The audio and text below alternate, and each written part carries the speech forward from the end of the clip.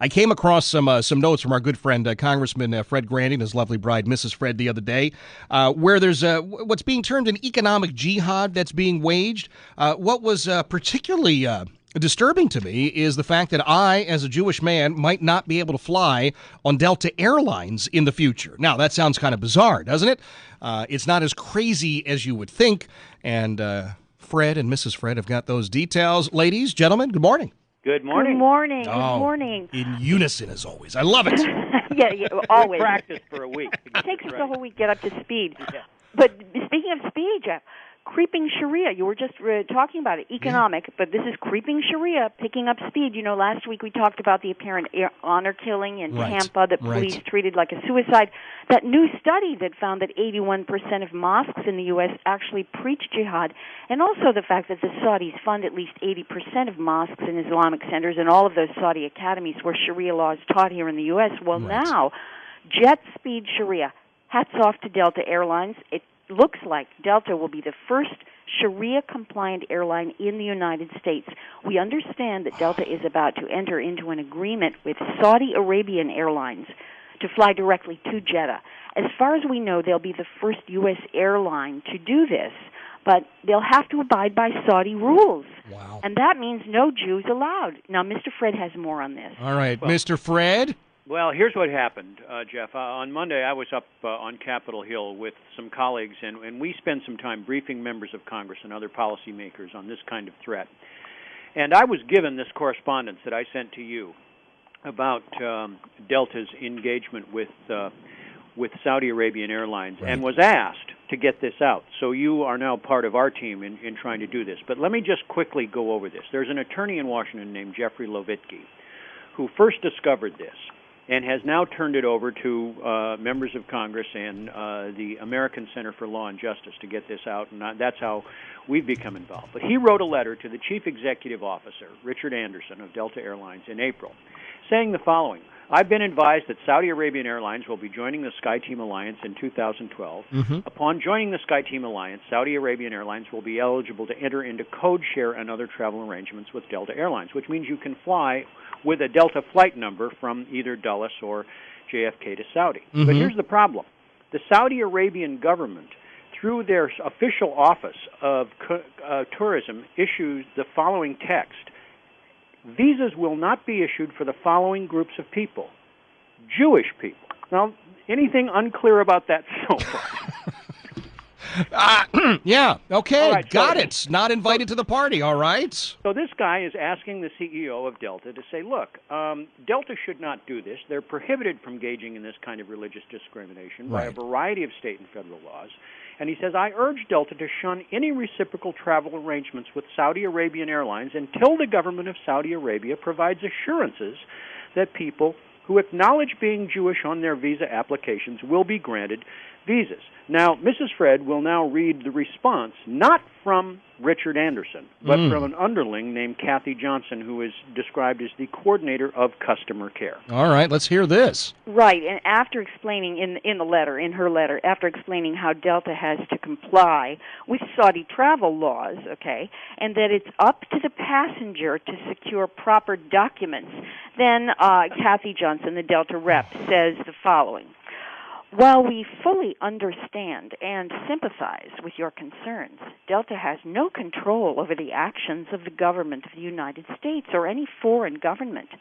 If the government of Saudi Arabia engages in discriminatory practices in the issuance of travel documents to the United States citizens, this is a matter which must be addressed with a local embassy as appropriate or the U.S. State Department. I want to thank you for writing. We appreciate your interest in Delta Airlines.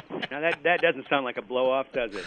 Oh, we acknowledge your concern. We will ignore it promptly. Yeah. Exactly. Yeah. Okay, Wow. so Levitky continued to press the point, wrote another letter saying, what are you going to do about this? And this is how Kathy Johnson responded this time.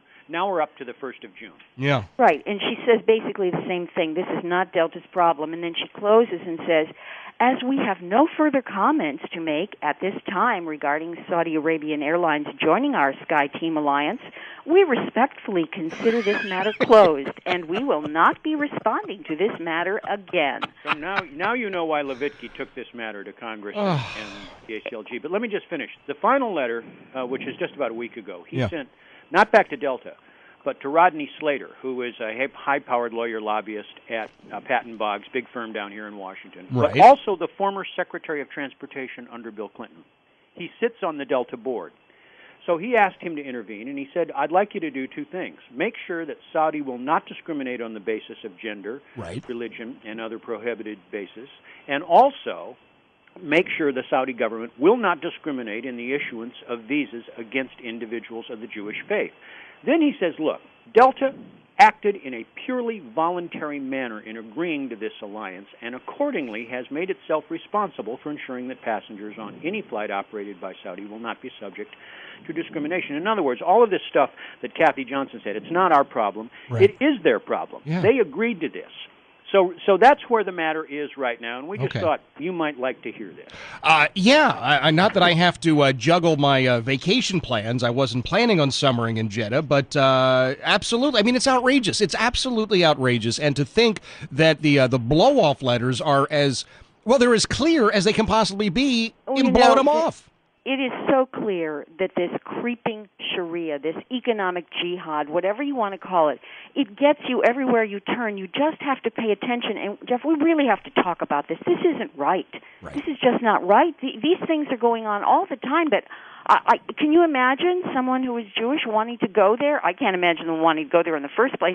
But trying to, I'm sure this will be tested, you know? Of course. And then I'm hoping we'll see protests and stuff. Let me just say that for you, as a guy who obviously barters discussions on talk radio, there seem to be three questions that your listeners may want to talk about. One, of course, is would you continue to fly Delta knowing that this happens? Is there any kind of consumer response? Two, what, if anything, should government do? I mean, there are obviously statutory ways to prevent this from happening. And finally, I couldn't help noticing that a prominent former Republican governor of Massachusetts running for president, whose name I will not mention, said about a week ago in a debate, we will never live under Sharia. If this isn't one landing strip at a time, I don't know what is. It's a great question. Former Congressman Fred Grandy, his lovely bride, Mrs. Fred. This is absolutely insane. The problem is that it's happening. The problem is that this economic jihad, this creeping Sharia is happening every single day. Now, here's what we're going to do. We're going to post all of this stuff. It's a lot to read, I know, but here's what it boils down to. Delta Airlines apparently going along with this requirement from the Saudi government, Saudi Arabian Airlines, that they would not allow Jews to board a flight to Saudi Arabia. They would not allow anyone who had any sort of religious beliefs that don't coincide with the Saudis to get on an airplane. Now, again, this is Delta making this decision because they're going to hook up with Saudi Arabian Airlines. We'll get this all posted. You've got to read it.